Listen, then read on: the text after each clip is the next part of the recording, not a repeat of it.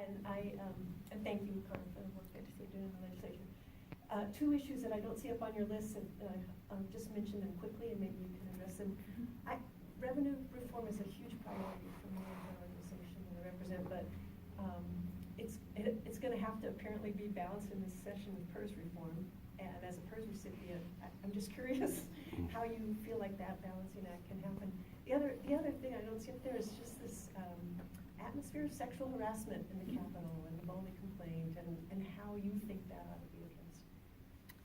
Great. So I'll start with revenue and PERS. There was a great piece that OPB Think Out Loud just did the other day on PERS, and it brought together people from both sides of the issue. It's 57 minutes. If you don't know anything about PERS and you have some time to listen to it, I'd recommend it.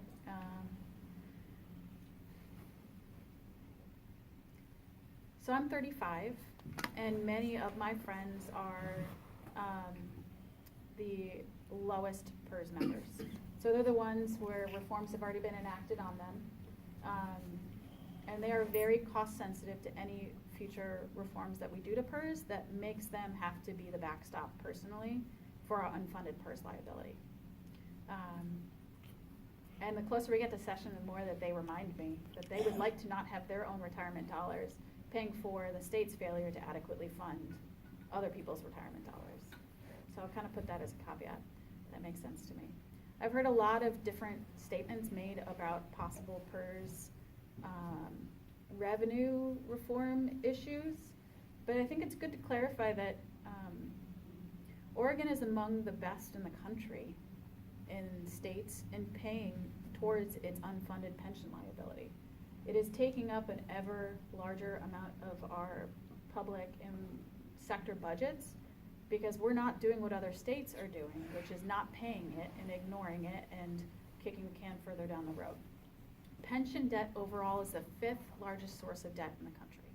I wish we were talking about student loan debt the way that we're talking about PERS debt, because it is also a larger amount in the state than PERS.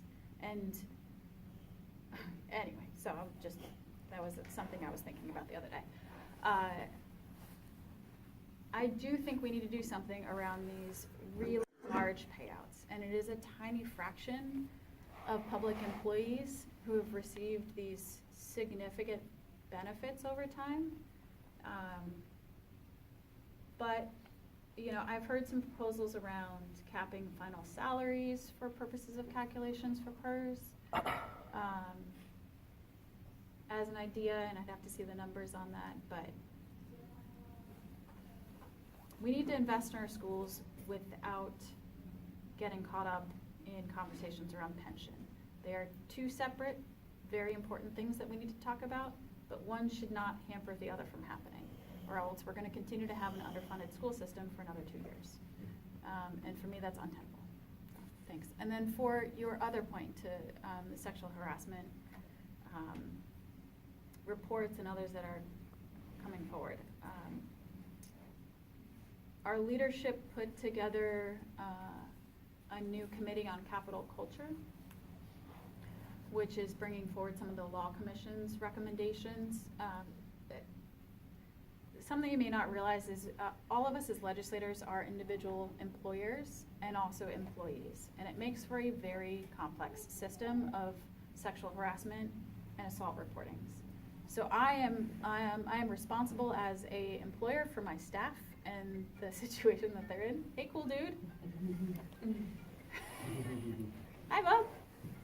Come here. And it has made it complicated because our legislative administration, who provides HR services to us, is at the same time our personal HR sort of agency, but also the HR for the overall legislature as an entity. So there's a lot of overlapping roles in this that I think have led and perpetrated some of these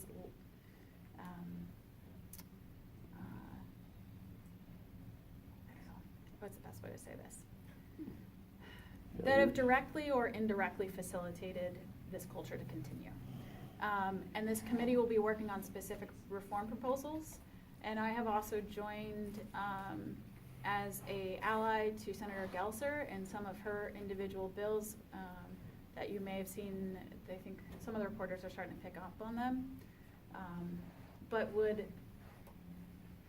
put on the ballot a option for us to reform our Constitution so that members could ask a court to intervene when a fellow member is creating a harassment culture, to allow that person to be removed. Because the biggest issue we ran into, and I think Senator Cruz was the most visible example, but clearly not the only one, we had no power to get him out. There was nothing we could do as individual members, member to member, to get a fellow colleague who's being inappropriate removed from the building. And so she's working on a couple different reform options that would allow either a court to act to protect us from a fellow colleague and any public official who's perpetrating that kind of harassment culture. So there will be more. I think there's a suite of them coming forward. Thanks. Yes. Hi, Ronnie Proclumbo. I wanted to bring up the Portland Community College budget. Mm-hmm. I actually attend a program at one of the campuses, and was very surprised to see a food pantry on campus and to gradually learn that there's actually a number of students who are homeless who are attending community college. And I guess the budget, there's a so-called base budget, which would involve a more extensive tuition increase and actually really limit any sort of advancement. And then there's an investment budget, which would allow things like the career and technical program to expand, which I just see those kinds of opportunities, career technical area, as a way for people who could potentially be trapped in minimum wage kinds of jobs for a lifetime, as a way to step out of that and move into being plumbers and EMTs and begin that path to a more secure financial situation. And I'm wondering what your thoughts are on supporting the investment level budget. We have to fund our community colleges better at the state level than we have been over the last 2 years.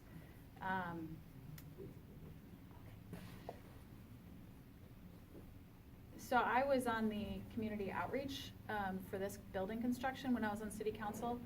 And I have to say, I didn't have a lot of involvement in community colleges. Both my parents really prioritized for me and my sisters going to a 4-year college. They were the first in their family to go to a 4-year degree, and they wanted us to do the same. So I did not look at community colleges as sort of that interim step to figure out what you wanted to do. And I was shocked to find that the average age of a Clackamas Community College student is 32. So I was sitting in this meeting going, oh, it's the same as me. And there's a lot of barriers to access. I mean, those are people who maybe started school and it didn't fit with their work at the time, or they didn't feel called to a particular profession, or are coming back after other fields of work didn't work out for them. And this is really, I mean, our community colleges are sort of the community anchor in providing so many different career technical alternatives. I mean, like initial skills that you can use to see if you like a particular profession without tying yourself down to $120,000 of college, 4-year degree college debt, if it's not a public university, and even then those are incredibly expensive. So we did not fund community colleges to the same way that we funded our 4-year universities in the last biennium. And because I'm not on any of the education stuff, that didn't really jump out at me until we were ready to pass the overall omnibus bill. But for me, that's unacceptable. I am not on any of our budget committees, but the community colleges have told me overall statewide they need about $700 million to not have to enact major increases. That'll actually keep stuff a little bit more affordable for students. And we are getting initial indications that we might have a minor recession, partially due to the trade wars, a whole host of other economic activity within the next 18 to 24 months. And that means that even more students will need to make sure that they can afford job skills. And anyway, the future of work really interests me. technological advances and the automation of different types of work will make affordable, continued education ever more critical for our workforce, that we can go back in and get classes here or there so that we can be more flexible in our long-term careers. I mean, I'm not going to have the same 30 to 40-year career that my parents did at one job or in one sector. I will probably cross over in a lot of different ways. And we need to make sure that we're not saddling students with education debt to do that.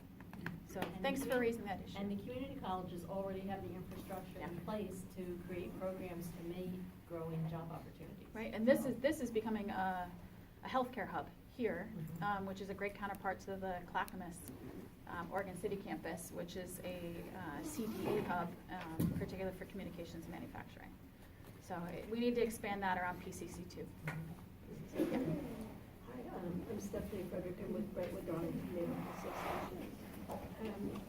I was wondering, if constituents have a representative whose work they really like, are there specific things that constituents can do to help that representative advance their work or get it passed into law? I'd say if you have particular interests in researching different parts of the area, one thing that we are time constrained on is doing a lot of extra research. So I always find it super valuable when a constituent with particular professional or personal interests send us some more background that we can digest. I love it when people send me articles to read, frankly, or they think that things that I should see or read. I'd say most of my mornings I start out by reading the Oregonian, the Portland Tribune, New York Times, Washington Post. I get a lot of feeds, Bridgeliner, so I try to stay up to date as much as possible, but we can't catch everything.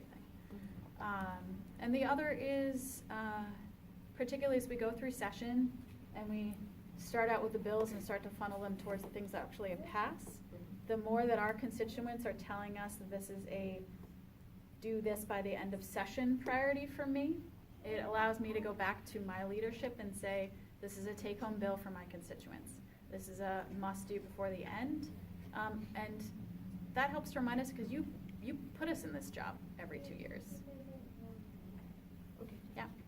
Yes. So, Alice again. So I wanted to segue onto some of the community college comments, because I did have a 30-year career as a community college teacher, first in California and then for about 13 years for Lane Community College. And I had homeless students. I taught at the Cottage Grove campus with students who slept in their vehicles, and the custodian would allow them into the building to shower and do all those things. When I started teaching community college in the early 70s, there was no tuition at all. There was a $5 fee that allowed them access to medical issues, and I did some of that because I was also a dietitian. I dealt with eating disorders in some of the students, plus I taught biology, nutrition, health professions, all of that good stuff. It is a huge problem. Even though it's not $120,000, the students are looking for a change. Community college, some of them haven't finished high school. They don't have even, $50 a unit or however much it is now. I haven't kept up with that. So that's a huge issue, not just K-12. I'd like to see it pre-K, because I've also subbed for Head Start through at least, through 16 or whatever the number is when you are finished with college. So it's a huge problem, and it has to do with all of the other issues. They're also interrelated. But I also wanted to mention another option, because now I'm long-term subbing for Job Corps. So if any of you know young people who have fallen out of the cracks and are in poverty, there is still an opportunity for them to attend Job Corps, get their high school diploma, get their GED, and get trained for a career. So I forgot to get a little bit of pay. And it's free, and they can have housing if they go to Springdale. I forgot to bring my Job Corps cards, because I have those, but I have my personal card if you know anybody. I'm sorry for a little announcement, but I think it fits into some of our concerns and some possibilities that we can offer young people. So that's it for now.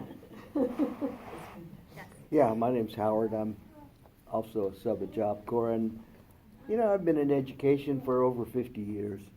And when I started, industrial education was part of the curriculum in high school, starting in junior high.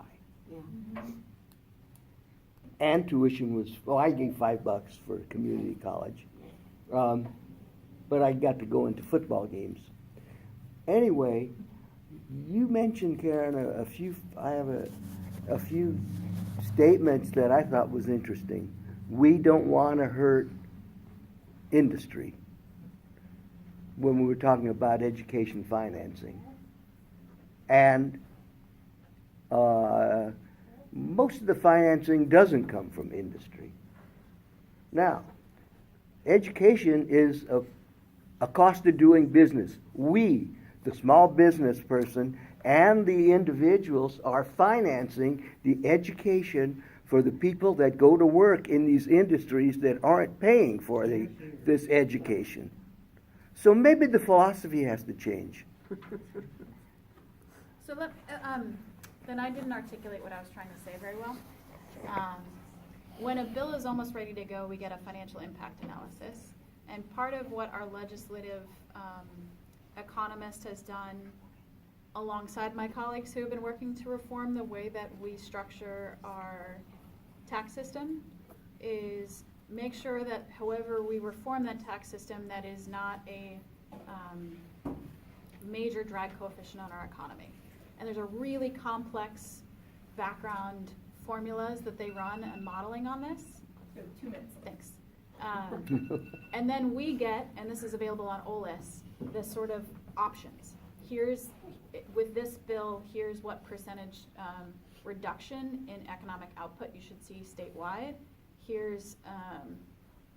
So the last budget reform proposal, which involved moving away from a corporate income tax, Oregon has a corporate income tax, to a economy-wide, some people say it's a corporate activities tax, other people will say it's a, what's the other word for it? VAT? VAT, value-added tax. It is more of a way that Texas and Ohio run their tax systems, because it keeps companies from hiding income offshore, and it is more of an economic-wide, and it is a tiny tax. It's usually less than 1%, because it does compound. And so in making this shift, knowing that Oregon has among the lowest corporate tax burdens in the country because we have only a corporate income tax and no sales tax and capped property taxes. The last budget proposal, in the way that we were going to shift to this broader taxing system, was a net boost to our economy. And that was pretty remarkable that we didn't pass that, but it was because every tax measure requires a 3/5 majority. And there were some politics that happened around it. So when I say that we don't want to hurt industry, I meant sort of across the entire economy. We want to make sure that whatever change we make is going to produce improvements for our economy. And usually investment in K-12, to your point, and higher education does exactly that. But we wanted to make sure we were being sensitive to lower margin sectors, and like grocery stores and others that have very low margins, and toggling and making adjustments on those kind of sector-specific taxes accordingly. So it was not to exempt businesses, because the declining revenue from business is a large part of our overall statewide budget problem. It is just making sure whatever final proposal's on the table, that it is more helpful than it is going to hurt us in the long run. Is there a cap on their corporate investments that they can write off? Well, outside my wheelhouse, but Okay. Senator Haas and formerly Representative Barnhart, and I think now my colleague Barbara Smith Warner is in charge of revenue, and I have some other colleagues on it, know more about it than I do, and the Revenue Committee will continue to get all of this information uploaded over the course of the legislature.